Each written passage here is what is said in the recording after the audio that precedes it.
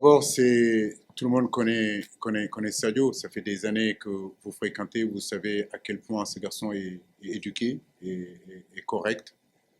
Moi, ça fait longtemps que je ne l'ai pas vu nerveux ou énervé ou manquer de respect à qui que ce soit.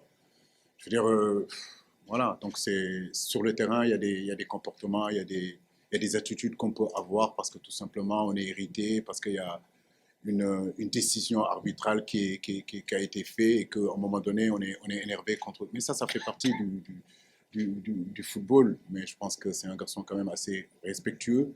C'est un garçon qui est concentré sur l'essentiel. Sadio, c'est un compétiteur, il n'est pas dans les détails. Donc pour moi, toute attitude que Sadio peut avoir, tout comportement il peut avoir, ce n'est pas dans le sens de manquer de respect à qui que ce soit ou bien une sorte de nervosité. C'est parce que tout simplement il a envie de gagner. C'est un compétiteur. Et un compétiteur, par moment, cette envie de vouloir gagner dépasse un petit peu les limites. Mais ça, c'est pas méchant. Récemment, j'ai vu qu'il a marqué 2 buts. Je crois que c'est surtout ça qu'il faut regarder. Il est en train de revenir à son meilleur niveau. On peut seulement que l'encourager à continuer ainsi. Maintenant, concernant, effectivement, il y a quelques années, comme vous le dites, le projet a été clair. C'était de pousser nos joueurs à aller jouer dans les plus grands championnats.